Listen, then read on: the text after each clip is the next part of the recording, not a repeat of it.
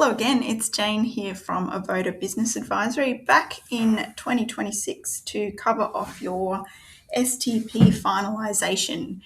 Now, this is my first time doing this year, and I am going to use our trusty Xero checklist to go through this with you. So this is what the checklist looks like. And I'm just going to go through this and tick off items with you together, just so you know where to access everything. So firstly, you will have your Xero open. You will be on your home page here. So to get to this checklist, you normally would need to go into payroll and then Single Touch Payroll. And then on this page or the finalisation page, there should be a pop-up somewhere, usually at the top of the page, where you can click on that checklist. If you're like me and that isn't there, I will link this checklist in the video at the bottom. All right, so let's go back to the home page. Let's have a look at our checklist. So the first thing we want to do is check our organisation settings. So check our ABN, trading name, branch number, etc. Now, if you're certain none of this has changed in the past year, you can probably just tick that off, not tick it, skip the step altogether. So you would click on your name and go to settings and then organisation details. And this is where you would find your trading name, ABN and branch number if applicable.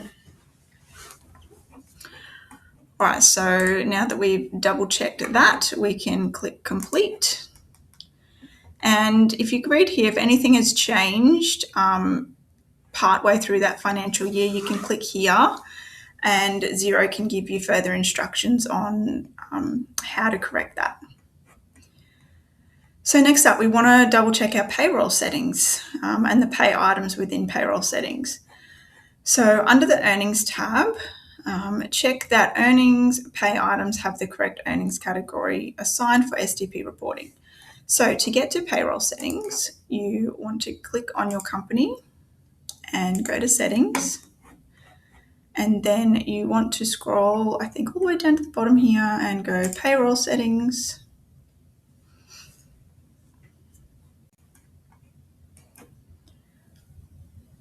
All right, and it told us to go to pay items. Okay, and then earnings.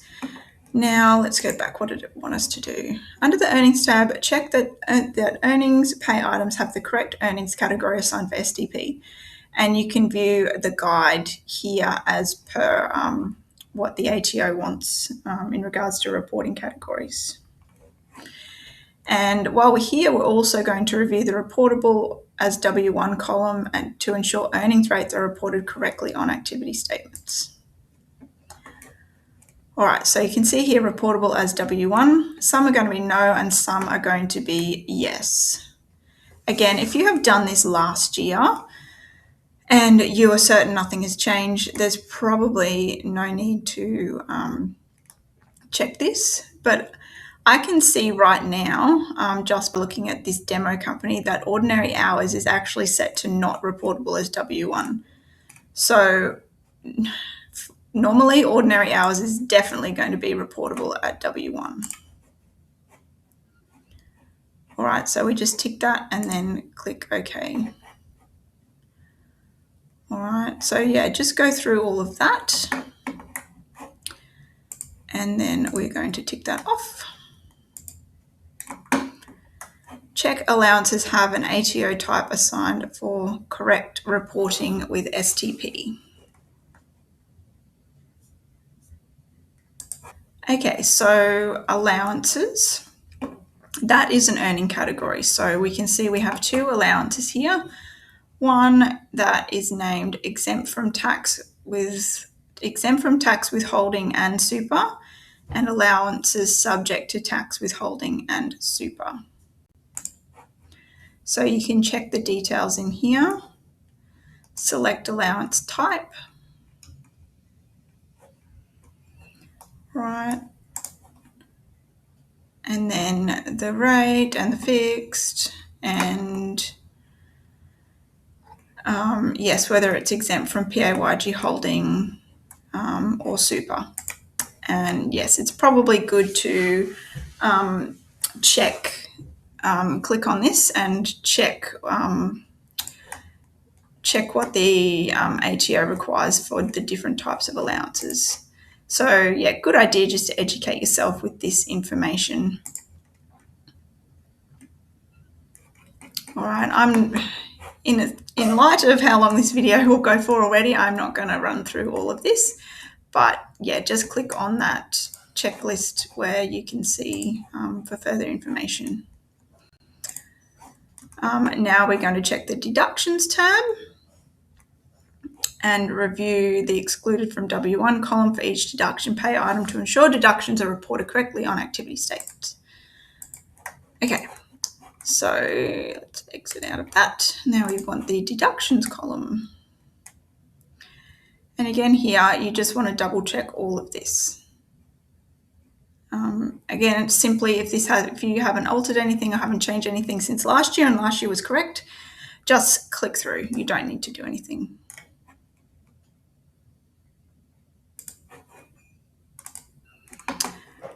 And then under the leave tab, check that the leave types have the correct leave category assigned for STP reporting.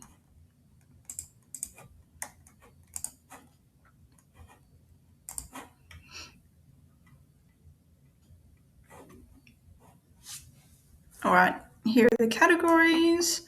They do all need to be assigned a particular category according to STP reporting. All right, so double check all of that, and if you're unsure, click here to learn more about the categories. Okay, here is another one. Run the employee contact details report to check each employee entry for accuracy, focusing on their date of birth and postcode. All right, so let's go to the employee contact details report. So I believe we will find that one under reporting, and then let's go all reports.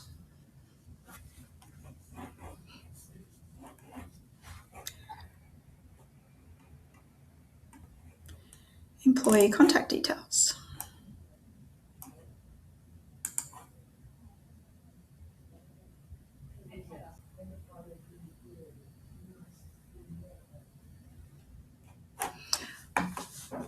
All right, so if you just want to compare all employees, just leave it as all. If you only want to do a few, you can just select a few. So let's go update. All right, and then it gives you a neat little table here with their date of birth, age, their address, postcode, email, etc. So yeah, perhaps if you know someone's moved, you can see it here, or it might be even a good idea to double check. If you've got a lot of employees, this can always easily be missed. So it might be a good idea to send out a bulk email to your employees to say, hey, we're just updating our payroll. Can you confirm that your address, phone number, email, date of birth are all correct in our system? If you've only got like 2 or 3 employees, you probably don't need to bother with a big report. You could actually just go to payroll employees and then manually check each of their files and then just update it that way. I think that would be easier if you've only got a couple of employees. All right, so okay, so step 2, reconcile your payroll transactions. Now, for this one, you can access it via the Single Touch Payroll tab, or you can just go straight into Pay Employees. So for this example, let's do it from the Single Touch Payroll tab. So we want to go Payroll and then Single Touch Payroll. Now, what we want to see is check all pay runs for the financial year have been posted and have a payment date within the financial year being finalised. So we can't see here that there's no pay runs. There's some that need to be filed. So let's double check the payroll section. So we can see here there is actually one draft pay run that needs doing. So let's get that done.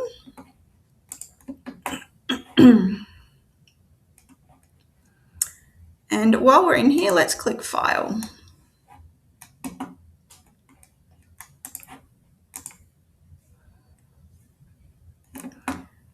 All right, now let's go back. And we can see here there's no outstanding pay runs. They've all been submitted. However, I can see that there are some overdue for filing. So let's click Complete. The next step is to confirm all pay runs for the financial year have been successfully filed to the ATO for STP reporting. All right, make sure there's no errors as well. So we can see here that all of these need filing. So all you need to do, I'm not going to do all of these, let's just do one. You just want to go into it, and all you need to do is click File. So these employees should have been paid because it's gone through Xero. We're just submitting it to the ATO. So normally, if you've got a whole heap of overdue ones, you should have been doing them at the same time as you completed your pay run. All right, and once that's done, that'll go green and it'll say filed. All right, so let's tick that off. Bank accounts, confirm all wages have been paid through the business bank account and check all payroll related transactions such as wages, PAYG and super have been reconciled to your bank statement lines. So we just want to make sure, like for this one for example, we've only just submitted that. So you want to make sure you have paid that through your bank account, right? And if you haven't, do that right now. And then we want to make sure we have reconciled all the wages as well before submitting the STP finalisation. So obviously to do that, you want to go back to the home page and then reconcile. And then just find the wages there that haven't been reconciled. All right. So we can tick that off. All right, now the next one is run the payroll activity summary report and general ledger report to reconcile your payroll data and ensure the amounts match. I am guilty of not doing this in the past before I worked with an accounting firm. So yeah, I've been told this step is actually quite important to make sure that these match. All right, so I'll show you how to get to these reports. So what you want to do is there's two ways. I'm going to show you the longer way, which is the way I always do, and then there's a quick way just by searching. So report and then all reports. And then you will see you have, where is it? The payroll activity summary, that one. And then the general ledger report, which I did see. Yeah, so general ledger summary. All right, but the easier way is if you know the name of that report, you can go search. You can search that way or go into the reports and then go report, payroll activity summary. All right. Let's make sure we have this financial year. If you're doing this in July 2026, you want to click last financial year. Okay, and then you can see the summary there. As this is a demo file, you'll probably find your payroll activity summary is going to be way smaller than this. I just ran through this with my colleague on a client's file and the report was like a quarter of the size. And for the record, there's all matched as well. So, yeah. So let's go back to reporting, back to all reports, and let's get the other report up, which was the general ledger report, which we want the summary.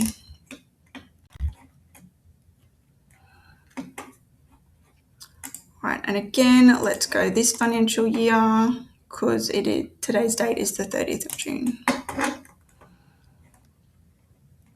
Right, now let's go back to our sheet. And what did it want us to check? So total earnings should match total wages and salaries. All right, so total wages and salaries on our general ledger is 53,294.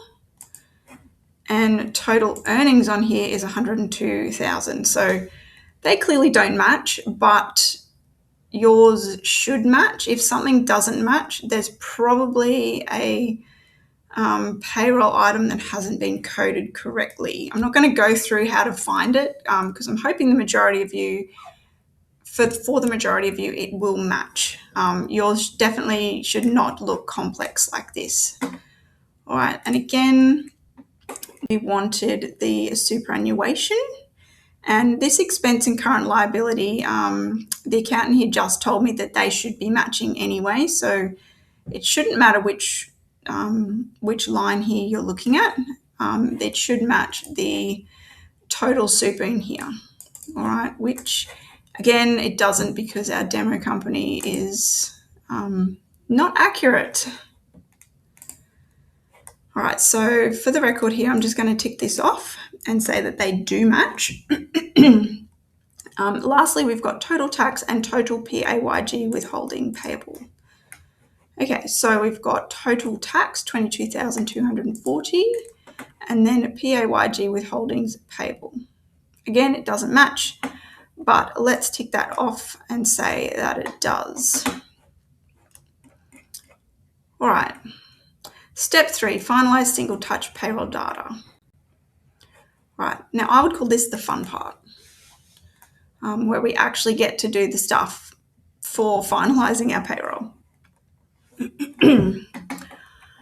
All right, single touch payroll, a finalisation. Set the tax year to the financial year you are finalising. So we want to go back into single touch payroll. All right, now I hope this will work because it's flagged here that there are pay runs that need to be filed, but I'm hoping I can skip that. All right, now we want to make sure what it's set up here. We want to make sure we are in the correct financial year. Okay, so we've set the right year. Toggle on show terminated employees for RFBA at the bottom of the employee list. All right, so we can show that here. So if you have terminated employees, they should pop up, not down here. I think they're added to the list in here. All right, now, yeah, you do want to click that if you've had terminated employees. Select the active and terminated employees to be finalised, either individually or using the checkbox next to first name to include all. Okay, let's tick them all.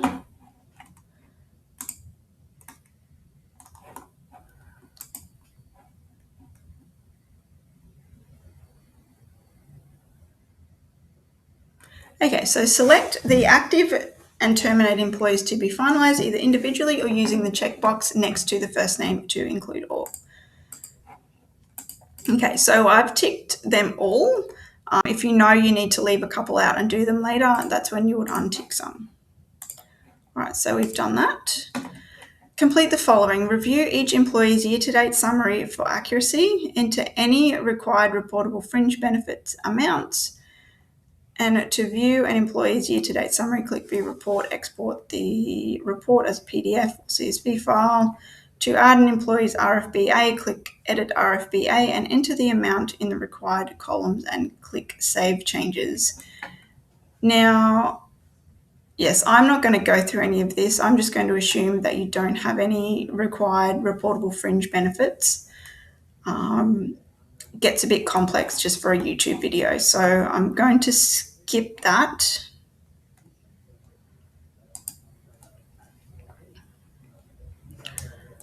All right, so once all employees have been reviewed, so when we say review, we're just looking at the gross total taxes, super, and fringe benefits amount. All right, now if that looks all good to you and there's nothing sort of standing out, like perhaps Oliver Gray should have reportable fringe benefits and Odette shouldn't, maybe something went wrong there and you might need to fix that. All right, so once we've reviewed everything, on the confirm and submit screen, review the business and employee information for accuracy, read and accept the authorization to declare. Okay, so let's go through this. All right, so we've got confirm and submit. We've got 5 employees selected. And then we have the authorization to file. All right, and that's it. Once we've selected authorization to file, you tick that and go submit to ATO. And then that is it. All right, there are some extra steps here to process adjustments and do an unscheduled pay run if you need to do that. And obviously it is past the 24th of June, so you will no longer be able to claim a deduction for the super payments because it's the 30th of June now. So, but obviously still a good idea to make sure all your superannuation payments have been processed. All right, that was super long and I hope it wasn't too slow. Or too fast. I hope it was the right speed for you and we're able to go through everything together. Like I said, it was my first time going through this as well. But yeah, I'm trying to grow this little channel. So if you could subscribe and give this video a like, I would be super grateful. We're trying to get to 1,000 subscribers so we can reach more people and encourage more people to use Xero, and hopefully we can help reach more people and help you all. So thanks again.